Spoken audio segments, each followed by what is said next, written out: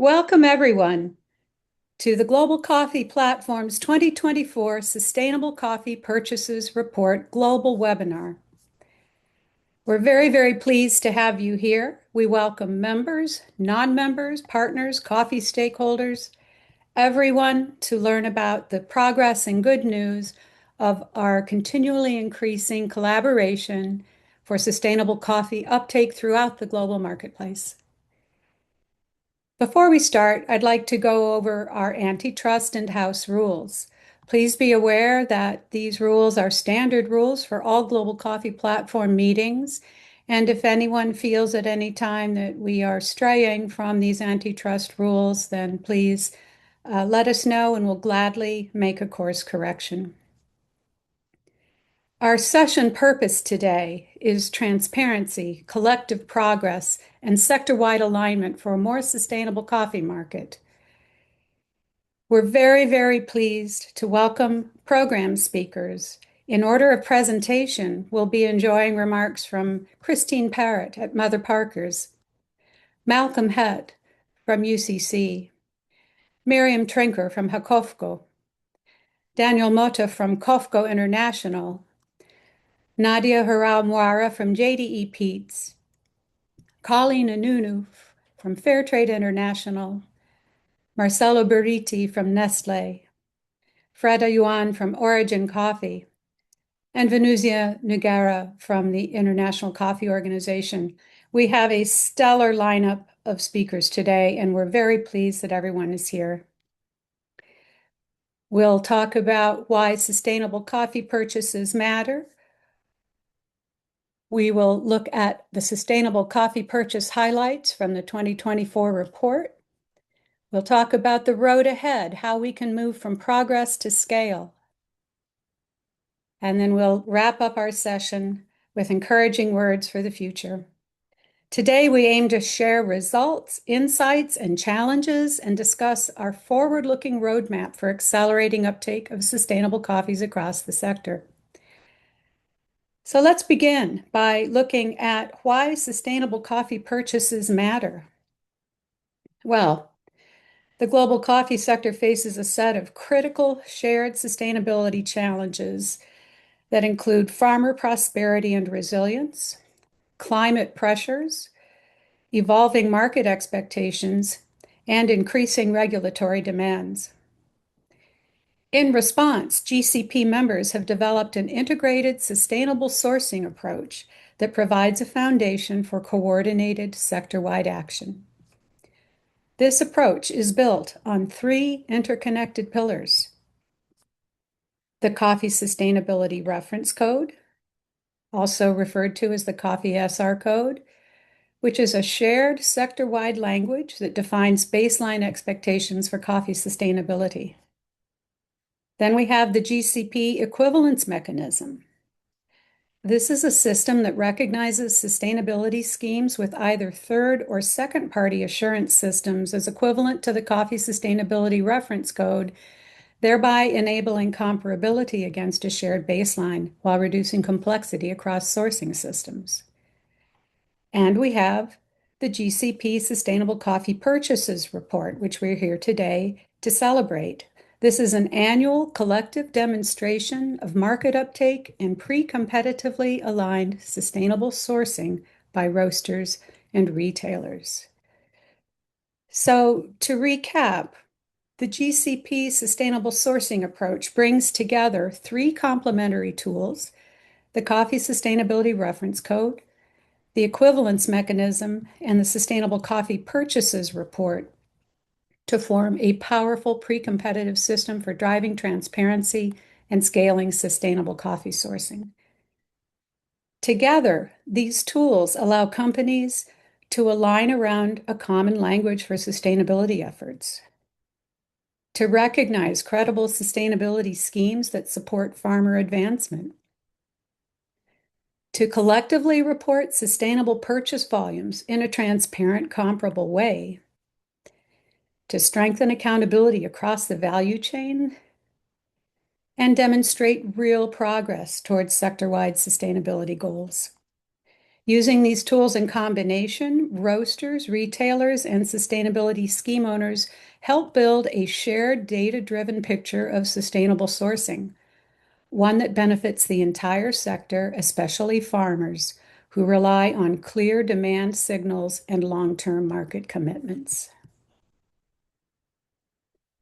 In the discussion that follows, our speakers will share how this integrated approach creates practical value for roasters, retailers, traders, and producers by supporting alignment, transparency, and impact across the supply chain.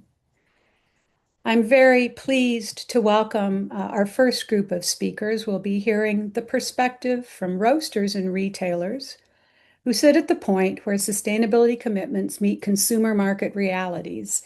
Their perspectives help illustrate how aligned approaches simplify sourcing decisions, strengthen due diligence, and turn sustainability goals into practical action. We're pleased to welcome Christine Parrott from Mother Parkers, also a GCP board member. We welcome you, Christine. And we're also pleased to welcome Malcolm Hett from UCC. Christine, I will bowl you the first question. Can Absolutely. you please describe in what ways has engaging with GCP's collective reporting helped advance your sustainability strategy and strengthened your approach to credible reporting and due diligence? Well, thanks very much for having me here today, Mary. When I think about the value of engaging with GCP's collective reporting, I summarize it in 3 words: clarity, credibility, and connection. And so first, clarity. Sustainability in coffee is inherently complex with such a multifaceted supply chain, diverse origins, and of course, very rural and remote farm communities. Collective reporting through GCP has helped us step back from the isolated metrics and instead understand how our efforts sit within a shared sector-wide picture. That clarity has informed our sustainability strategy, helping us prioritize actions that matter across the supply chain. Second, credibility through transparency. So GCP's collective reporting is voluntary, and by opting to report openly against a shared framework, we're increasing transparency around our sourcing practices and making our efforts more comparable over time. It's not just about claiming perfection in our strategy, it's about being clear on where we are, what we're working towards, and of course, the challenges that still remain. And then finally, connection. Collective reporting has strengthened our approach to due diligence by reinforcing that no single company can address sustainability alone. Through GCP, reporting has become a platform for collaboration, highlighting shared challenges and opportunities, including not only sustainable sourcing, but also a common language for this action. So ultimately, engaging with GCP's collective reporting has elevated our transparent reporting and reinforced the idea that progress in coffee sustainability is most meaningful for our strategy when we measure, learn, and act together. Oh, thank you, Christine. We're very glad to welcome Mother Parkers as a collective reporting partner, and we're also very happy to hear about your commitment to collaborative action and communication of it throughout the supply chain, and especially to customers. Malcolm, we're really happy to have you here today as well. Christine in Canada and Malcolm in the UK. So we have both sides of the pond contributing now. And Malcolm, I have a question for you. Are you ready? Sure. Thanks, Mary. Welcome. Good afternoon. Malcolm, you've got a two-part question. Why do you think GCP's aligned reporting approach to sustainable sourcing is important?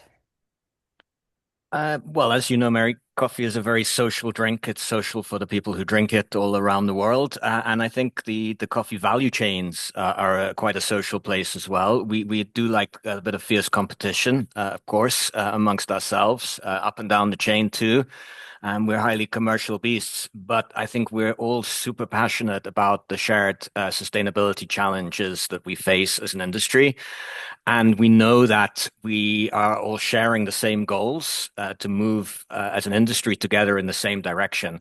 So to go together in the same direction requires coordination, and requires a framework that we're all bought into. And I think the aligned approach is absolutely this framework of all moving together towards the same direction and the same goals. So, of course, we look at this as our first time reporting at UCC, and we've looked in the past and said, oh, how do we compare with the other people reporting? But it's not really about how do we compare. It's more about being part of a club to see, well, yeah, we're all in different parts of a journey. We have different business dynamics, different parts in the supply chain. So it's not to say these guys are better or first or before. It's about kind of nailing our colors to the flag and saying we're all moving together on this journey to the same destinations. So given that we are building something together that's never been built in our sector, how do you envision that being a GCP reporting partner will support the evolution of your sustainability strategy?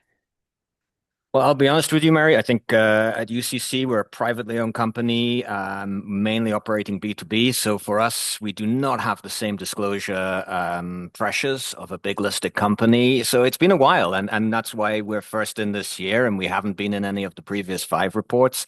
So it wasn't a slam dunk, say, yeah, let's participate, because it is purely voluntary for us. And it wasn't, the customers are not asking for it for us, because with each of our customers, they know exactly what they're getting from us. It's in our contracts with them. So for us, it was more about a growing awareness that public disclosure is on the journey of transparency. It is useful when you're submitting yourselves to third-party scrutiny in all sorts of ways. For example, for scorings like CDP and other systems. But in general, I think we're combating the perception that that being hidden means you have something to hide. And I think nobody wants to be perceived in that way. And there has been discussions over years to say, well, we don't have things to hide, so let's please be part of the club. Internal discussions, and now we're really glad that that has come to fruition.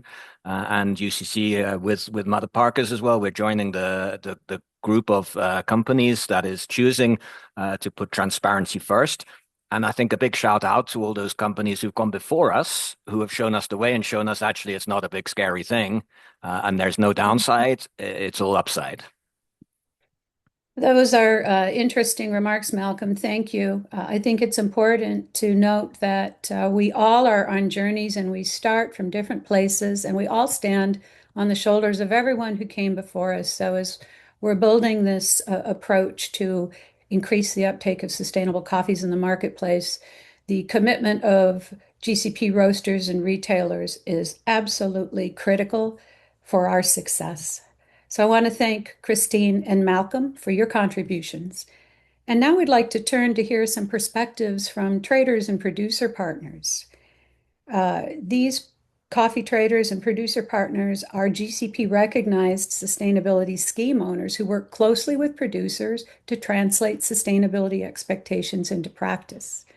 Their role is critical in connecting supply and demand by aligning diverse approaches through the Coffee SR code, strengthening collaboration at origin, and helping scale credible sustainability outcomes across the supply chain. It's my pleasure to welcome Miriam Trinker from HaKofco and Daniel Mota from Kofco International. Miriam, welcome to our program. Thanks, Mary, and also thanks to GCP for inviting us to share some thoughts from our experience today. Great. So for HaKofco, the recognition of our connects. Sorry, I think I skipped already ahead to the answer. Sorry. No, let me ask you the question so we're all focused.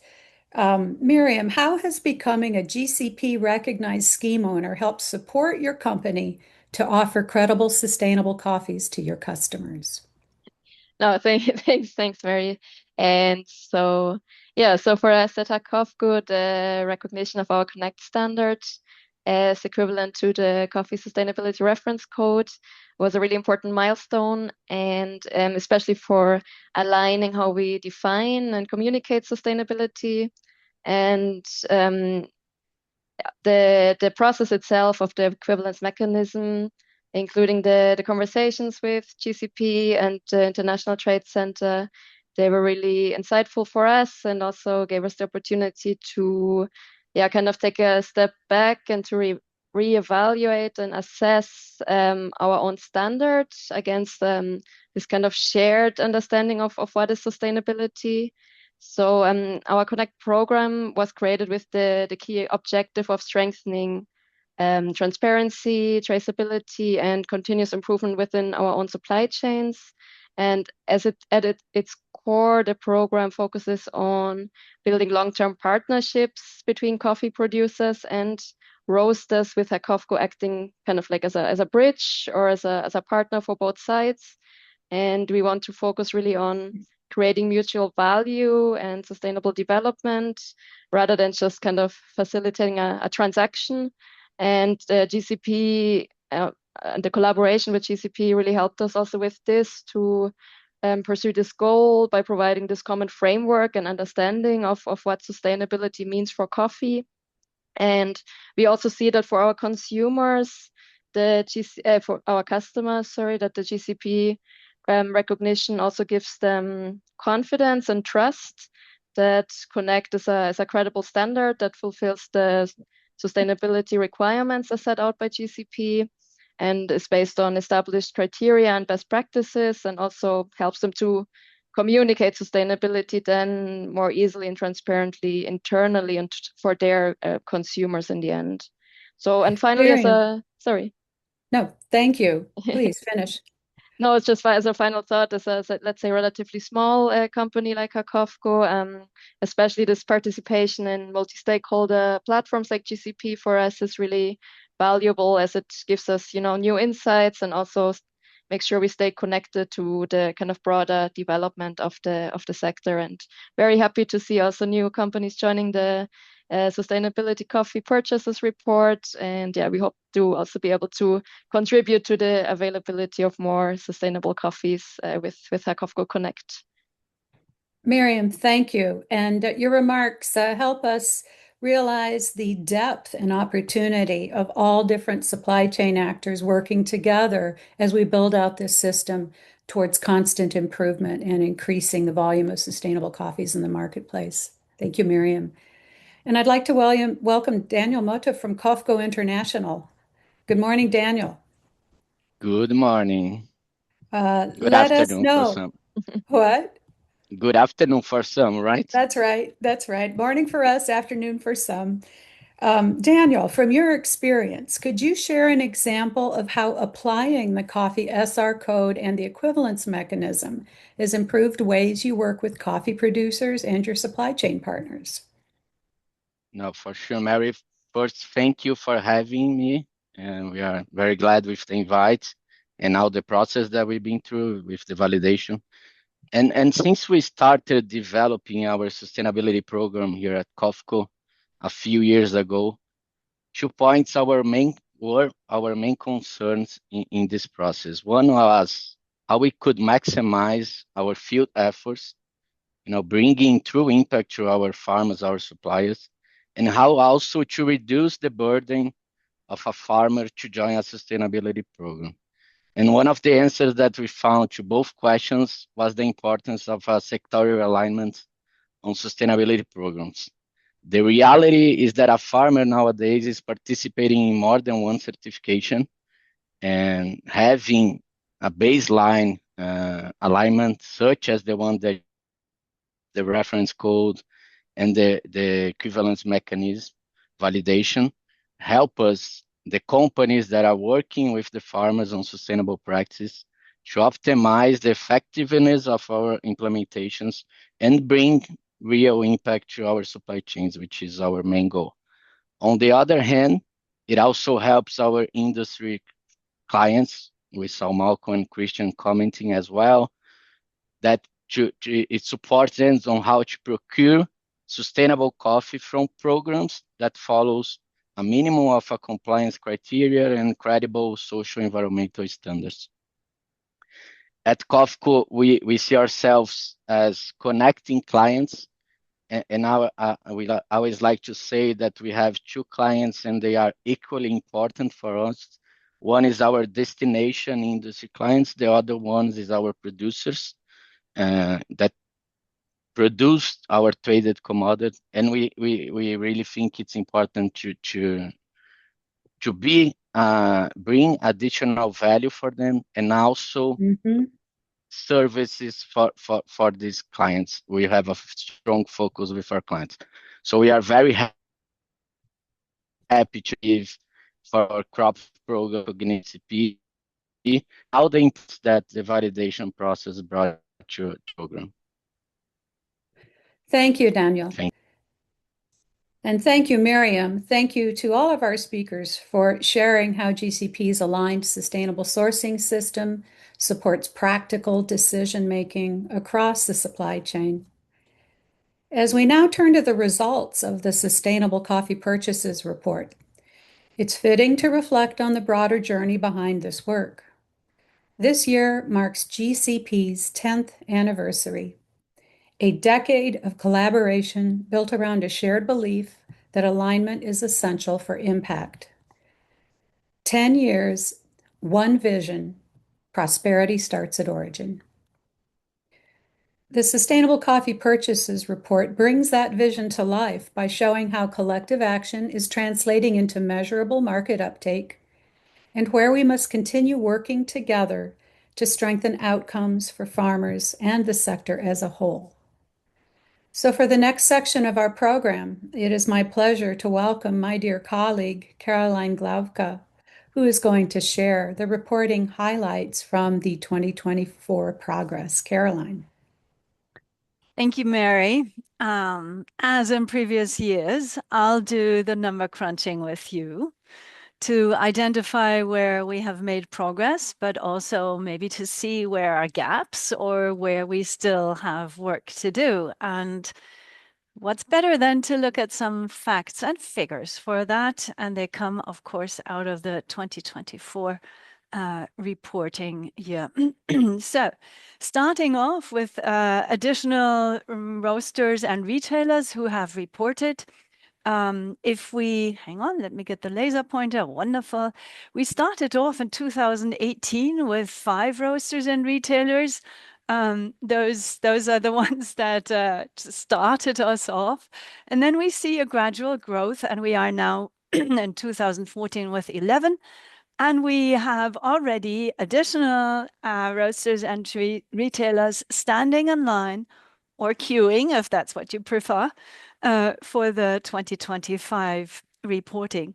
So that number has gone up, but also, also the number of recognized schemes. And here we see that when we started in 2018, we didn't even differentiate between third and second party assured systems. We started that in 2019, and there you can see, remember, these are numbers of schemes that have joined over time.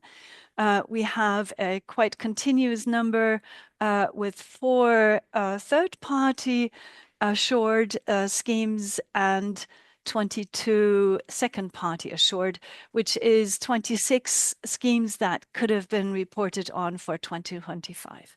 So continuous growth over the years. And already for 25, again, a sneak preview, we have additional schemes that are already recognized and more are on the way as well. So progress we can see here. Let's take a quick look at who actually reported. And I want to thank you here, JDE Peet, Julius Meinl, Keurig Dr Pepper, Melitta, Nestlé, Supracafé, Taylors of Harrogate, TESCO, and Westrock for the reporting. And now the attentive listener will say, okay, she missed out on 2. And it's already been mentioned in the 2024 reporting, Mother Parkers and UCC joined additionally. So thank you for that, taking the step towards transparency.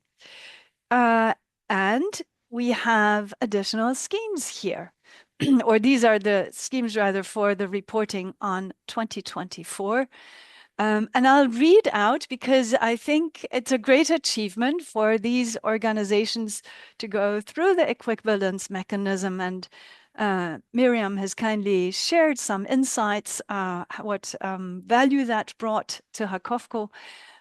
We have on the third-party scheme side here, the 4C, Fairtrade International, Fairtrade US, Rainforest Alliance.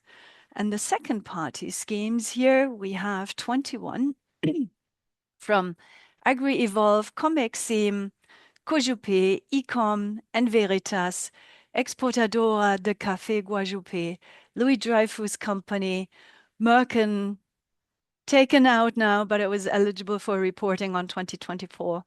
Then we have Montesanto Tavares Group, we have Nestlé, we have the Neumann Coffee Group with 2 schemes in here, we have OFI with 2 schemes, Perusa, Racafé, RGC Coffee, Sucafina, Touton, Volcafé with 2 schemes, and Westrock Coffee Company.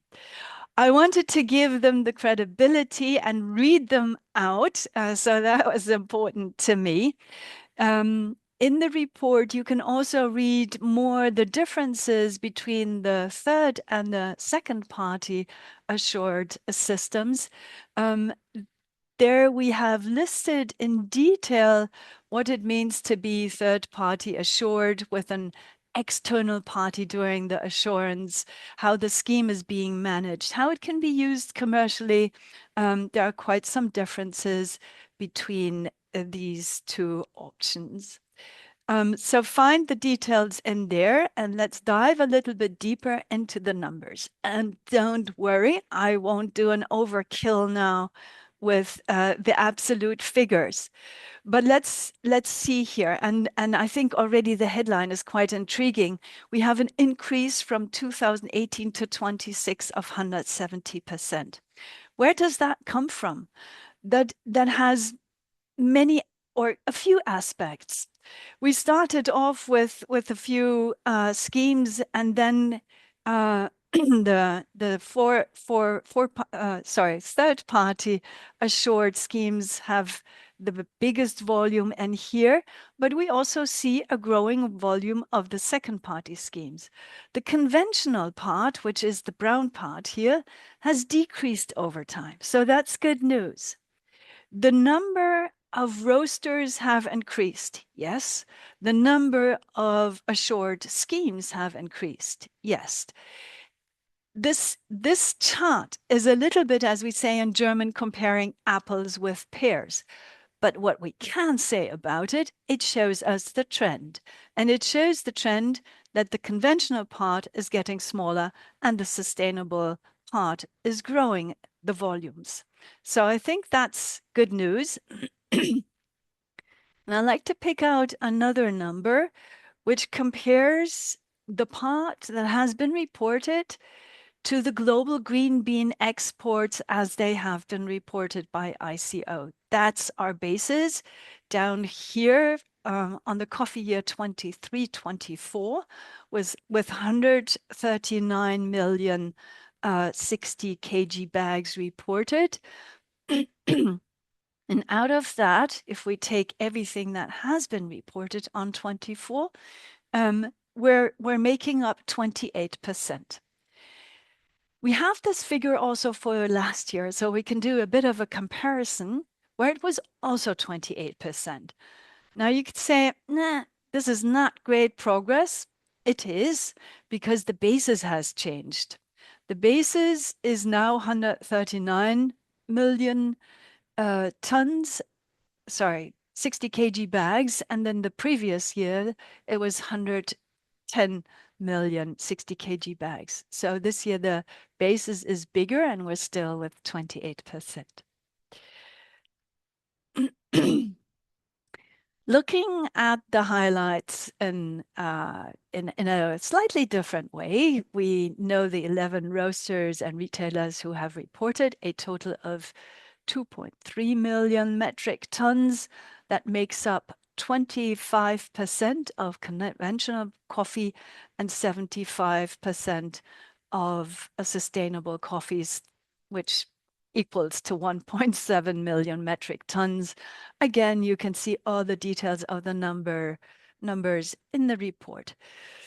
But nice to see here how the sustainable part is broken up, of 28% of the second party assured schemes having been sourced, and 46 of the certifications or third party assured schemes, which still make the largest part of this up.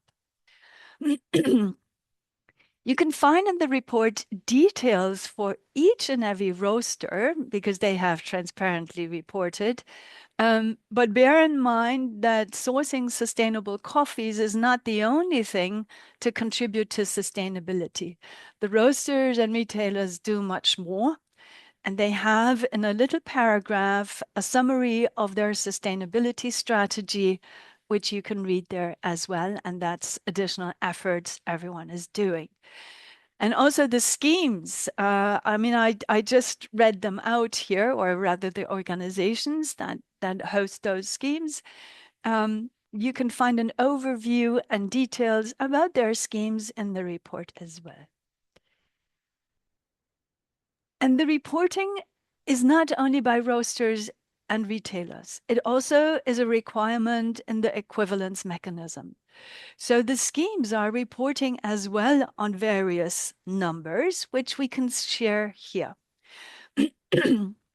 I picked out two, and I have to put a bit of a disclaimer here because they're due to double and maybe multiple certifications.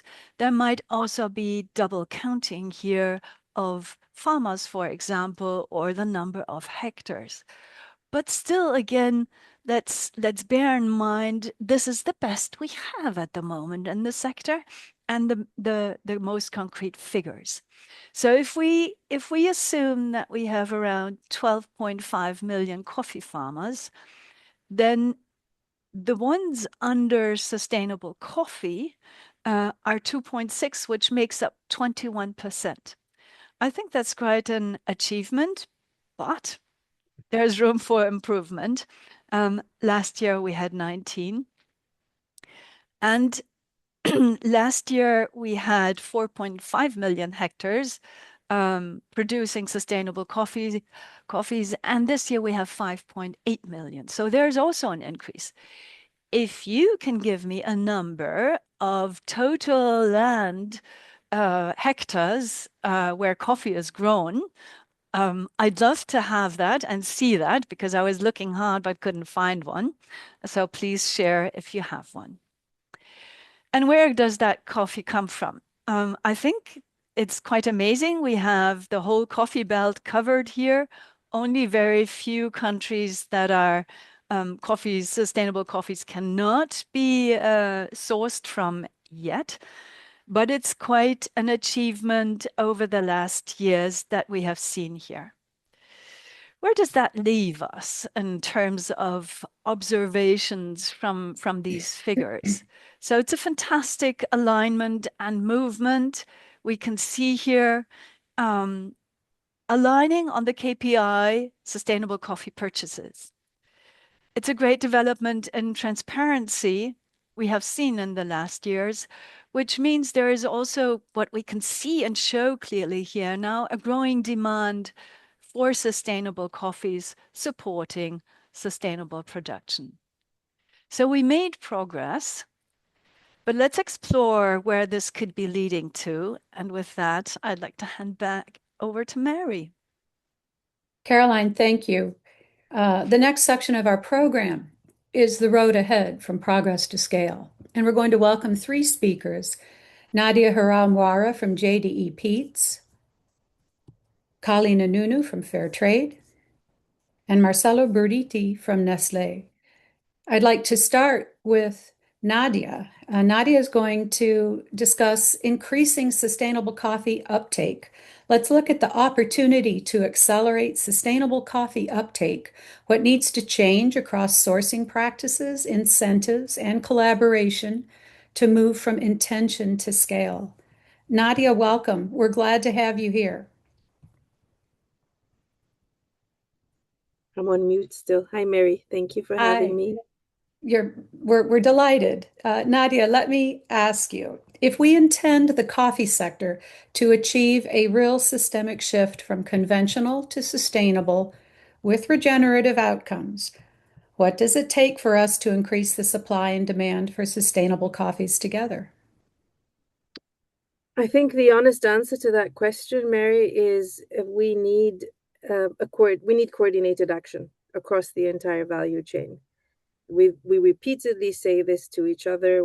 There's no single webinar conference I've gone to where we repeat this statement. No one actor alone can do it, but I think we need to now move to action rather than words.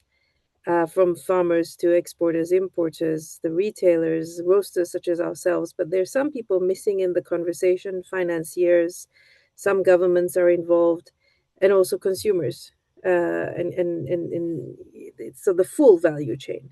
And if we want to make this shift, I look at it in shall we say, we're talking about increasing supply and demand. So let's look at supply. If we want to talk about moving from conventional to sustainable, and sustainable can be in many definitions, Caroline just showed us extensive ways that we have been able to expand that definition through GCP equivalents. We first need to start with supporting farmers to transition in ways that makes it economically viable for the farmers. It is climate resilient for them and is inclusive of all types of farmers. So we need to do that, help with this transition. This means long-term co-funded programs, technical assistance, practical support to help farmers to adopt these regenerative practices and help them, I don't like to use this word, but comply with increasing regulatory demands. I don't think they should do it simply for compliance sake, but they should do that because it's the right thing to do and it makes economical sense for them. On the other hand, something that we can do as a roaster, as JDE Peets, is to look at increasing the demand. So if we want to do that collectively with others, is we need to grow the demand by making some things fundamental, like requiring transparency, comparability, and shared accountability across the sector. And we need to stop thinking of I've been in sustainability for way too long now for us to think about sustainability as a niche thing. As a business, we look at sustainability as a driver of resilience and risk mitigation. It's not a nice to have. It's not something that we park in one side of the company. It's really risk mitigation and resilience for our business. So we should start looking increasingly at company level commitments that really reward progress on regen ag, climate targets, nature, all of these things, and shift from just looking at product-based reassurance, really about company level commitments and how we can move forward. And lastly, I repeat, as I started, we talked about no one single act at tackling climate, social, regulatory pressures that we are facing. We need shared frameworks and we need more of them. We've done a great job at the GCP with the reference code, which we're reviewing this year, the equivalence mechanism, the regen coffee guidance that built on previous work done by others in the sector. And then we have ICO. Vanusia is here in the panel as well. Things like the public-private task force. We need more of these frameworks that are shared, that are aligned. And then once we have these, we can make a better effort of shared investments, doing landscape programs, co-funding projects, and collaborative research on varieties and other kinds of things. So alone, we cannot do it, but we need the basis of these frameworks as well as increasing supply and demand in a way that makes sense and that is resilient for everyone that acts into it. Nadia, thank you. So you're really highlighting that a key component for the road ahead is collective risk mitigation, which requires effort across the sector in a transparent and smart way. And toward that, I'd like to welcome Colleen Anunu from Fair Trade to talk to us a little bit about measuring farm level impact, exploring which indicators matter most for understanding farmer well-being, resilience, and sustainability outcomes, and why credible measurement is essential.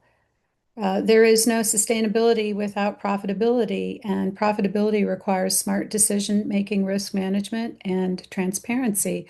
So, Colleen, I'd like to welcome you to the program. Thanks, Mary. Can you hear me? Yes, I can. Great. Let me ask you this, Colleen. For the sector to better understand how sustainable purchases create beneficial impacts, what farm-level KPIs could GCP members consider measuring at scale?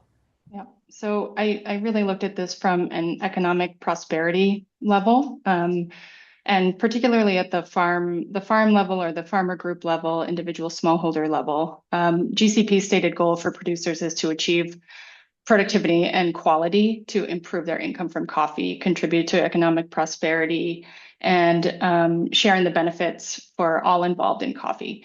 So looking through those principles of business management, agricultural services, and business integrity, there are already some expected economic activities that explicitly mention things like costs and price.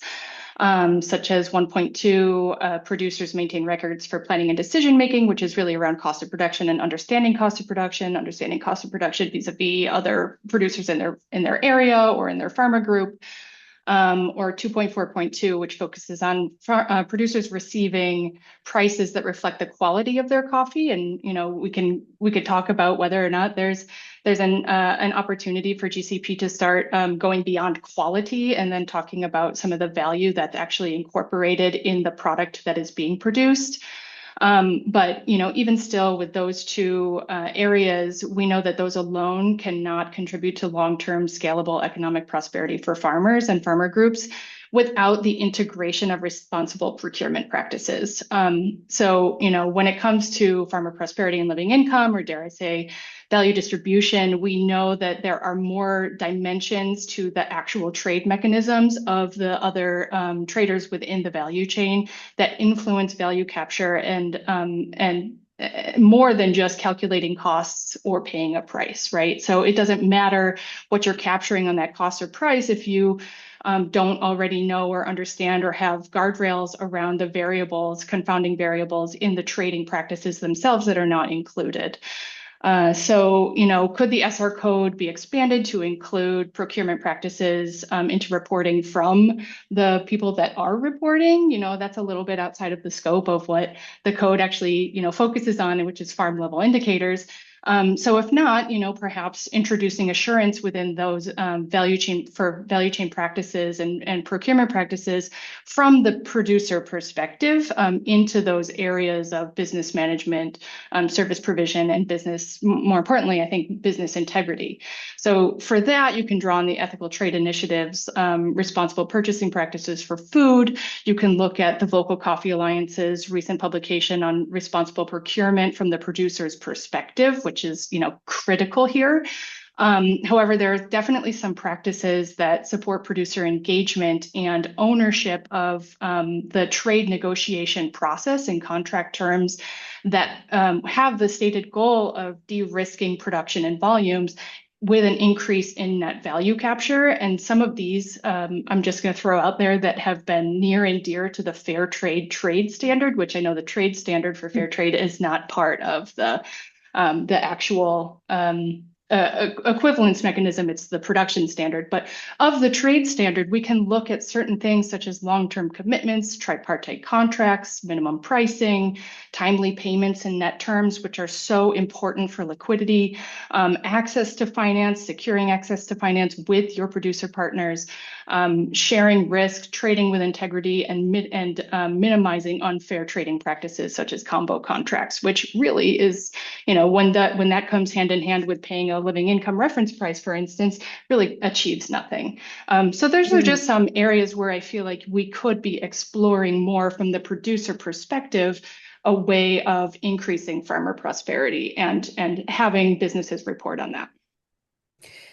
Colleen, thank you for your highlight that farmers are our business partners, and it is very important for all of us to understand how our sustainable purchases can create beneficial impacts based on transparent indicators at farm level. That is a huge part of our road ahead from intention to success. Not only measuring impacts at farm level is important, we also want to understand how we can measure impact at scale. And I would like to invite Marcelo Beriti from Nestlé to join us. Let's step back and consider how impact at scale, collective measurement, aligned KPIs, shared reporting, can help the sector understand what's working, where gaps remain, and where to invest for greatest impact. Marcelo, welcome. No, thank you very much, Mary, and good morning, good afternoon to everyone. I mean, this is the question in terms of the question behind sectorial initiatives in our view. The Sustainable Purchase Report, the CRC, and the equivalence mechanism.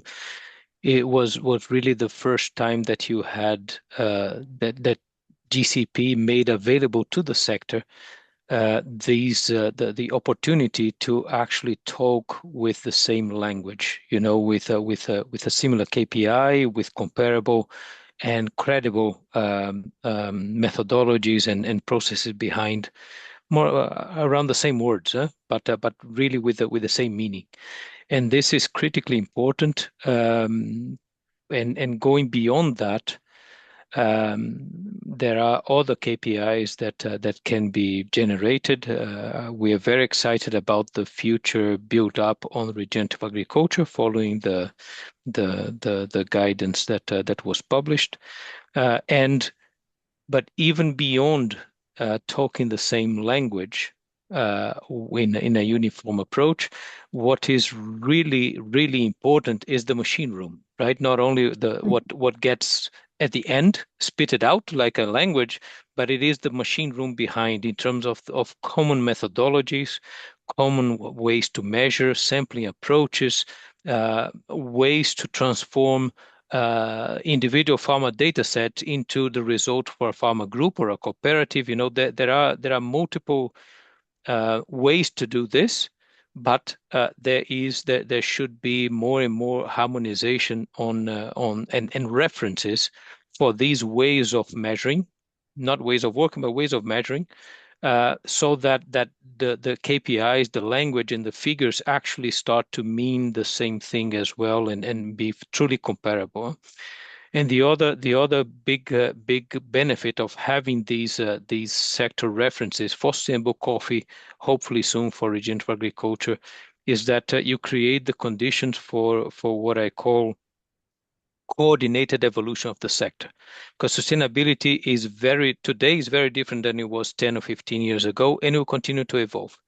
If you don't have if you don't have these references, then it becomes very difficult to actually guide the sector to evolve along with technology, with topics, with processes, with new things that come up. With the reference, you can actually undergo periodical revisions of the references that actually embed new ways of working, new requirements from the marketplace that keeps evolving as well. And then through the equivalence mechanism, you sort of stimulate that coordinated evolution of all the programs into a common direction. That I think is quite important as well for sustainable purchases. Hopefully for very soon for regenerative agriculture. That actually open invitation for everyone in this call to come in on the expert table for that. And thank you very much. A pleasure, always a pleasure to be here. Thank you very much, Marcelo. So the road ahead really depends on GCP members working together to unlock strategic advantages through sharing pre-competitive KPIs and building a critical pre-competitive data set that we can all use to make smarter decisions. That's a real challenge and opportunity for all members and for the entire sector. So we're going to move to the closing section of our program today, which is a call to action, which is about mobilizing partnerships. We urge you to join the Global Coffee Platform and accelerate sector-wide progress. Working together, we can strengthen the market for sustainable coffees and deliver benefits for farmers across the coffee landscape, No single company can achieve sustainability at origin alone. Our sector alignment and collective action are our pathways to scale. I'd like to welcome two speakers to the closing part of our program. First, we'd like to hear from a new GCP reporting partner who will share why their organization chose to join collective reporting and encourage fellow roasters and retailers to participate. I'd like to welcome Freda Yuan from Origin Coffee. Freda, are you there? Hello. Hello. Freda, let me ask you this question. Why is Origin Coffee becoming a sustainable purchases reporting partner, and what message of encouragement would you like to share with your fellow roasters and retailers? Thank you, Mary, for having me. I really appreciate it.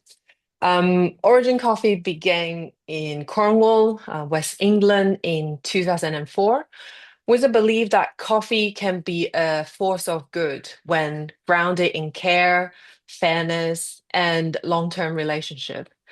And our efforts has grown as we have as a business and want to encourage that change at every level is possible and it's definitely positive. For us, becoming a sustainable purchases reporting partner with the global coffee platform is a natural progression of this commitment. And we are very proud to share our sourcing data openly with our peers, fostering transparency, shared learnings, as well as accountability. Quality, mutual prosperity, and traceability sits at the heart of our sourcing approach. And we believe that coffee has a power to uplift the communities, protect the planet, and connect us all, which is also why we're building a supply chain that is rooted in equity and high environmental and social standards. And by sharing the data, we hope to encourage more honest conversations and raise the bar for the entire industry. And we invite our fellow roasters and then retailers to join us through the Global Coffee platform so we can move the industry forward together. Freda, you inspire me. Your call to action about mobilizing partnerships is clear, and we're delighted to welcome you and Origin Coffee as a GCP reporting partner. Thank you so much. Thank you. So it is now my great pleasure to welcome ICO Executive Director Venusia Nogueira to tell us why expanding internal cooperation, deeper sector-wide engagement with GCP-aligned collective reporting is so important for advancing sustainability, efficiency, and shared accountability across the sector. Venusia, we're very pleased that you're here. Thank you, Mary. Hello, everyone. Good morning, good afternoon, good evening to some of you, because I saw that we have some participants from Asia as well. And so it's already evening for them there. The ICO, it's one intergovernmental organization. What does it mean? We have the governments together with us. We have at this moment 77 countries as members of the ICO. And since 2019, more or less, we started what Nadia already mentioned, that is the Coffee Public and Private Task Force. We are working together. Last year, in the end of last year, we launched a campaign that we are calling as ICO, as we are calling coffee is part of the solution. We are not part of the problem. And to be part of the solution, we need to be all together, as already was mentioned by many of the panelists, including you, Mary, today. We need to be together. We have a lot of challenges to address, and we need to address all of them. We have many of them that are very complex, and we are doing this together.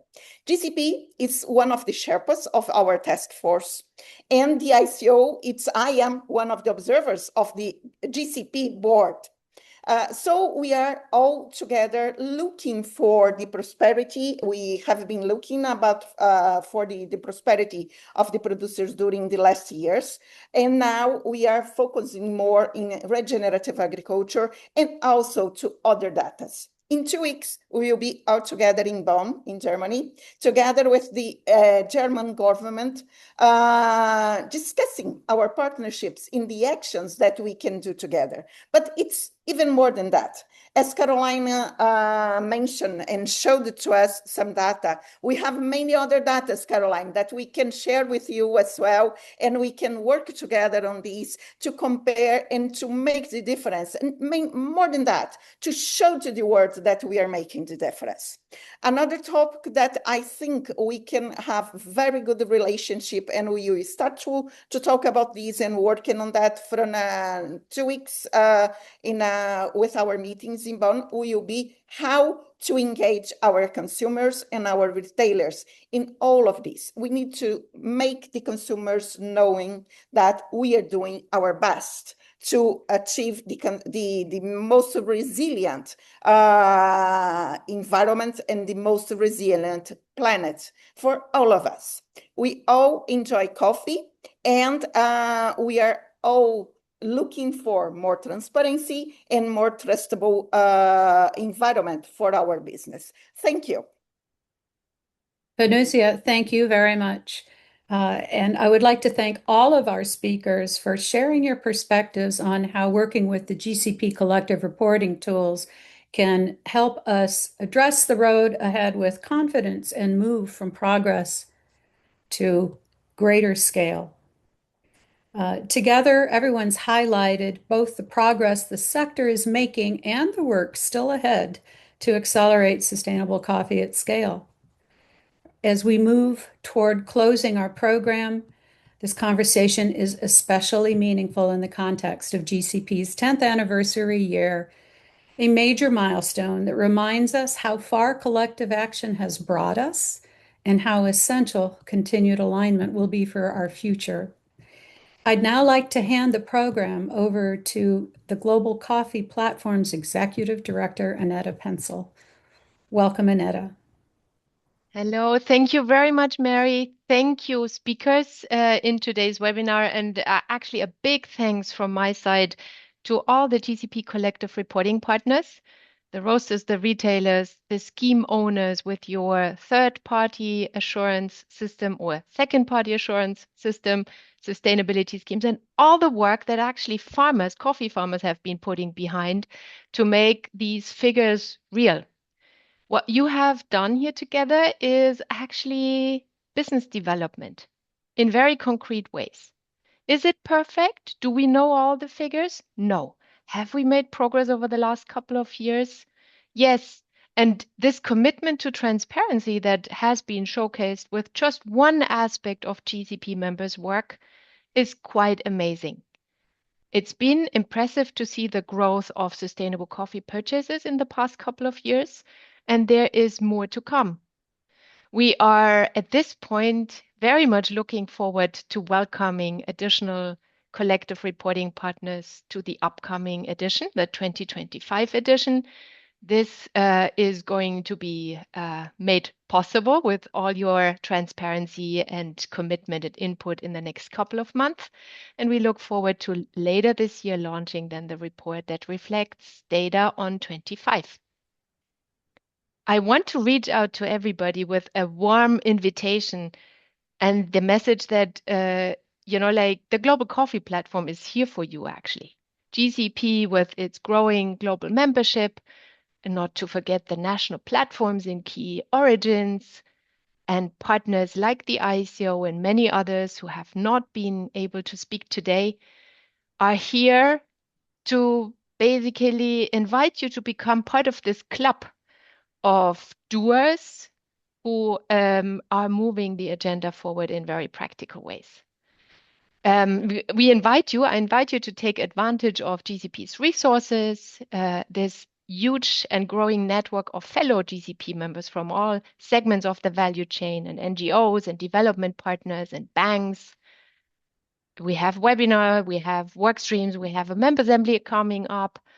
In these unpredictable times that we are all struggling with, and our coffee sector does face a couple of key challenges, in these times, partnerships and effective collaboration is actually more than ever key to advance practical solutions to overcome some of these complex challenges we've been talking about here today. So it is together that we can and must actually make bigger and measurable progress on coffee sustainability. The way that GCP is looking at is really towards farmer prosperity with regenerative outcomes that leads also to long-term supply resilience and to the benefit of the many millions of consumers enjoying coffee as we all do here. As GCP is turning 10 this year, we are celebrating our members' collective achievements. 10 years, one vision, prosperity starts at origin is our focus for this year in various events, online and offline, in person and virtually. And I like to close here this webinar with 2 invitations. GCP members, please don't forget to register for the upcoming webinar, 3rd of February, on the coffee as R code and equivalence mechanism review. That's for members only. It's very important work that we are moving forward this year. And to everybody else who might be traveling later next week to Addis, Ethiopia, AFCA, one of our GCP members, holds its annual conference, and there's another in-person opportunity to meet the GCP team, both from the Secretariat and from the Uganda and Kenya platform. With that, I would like to close our webinar today. Thank you all for your participation and look forward to seeing you again in the next opportunity that we are offering here to you all. Goodbye.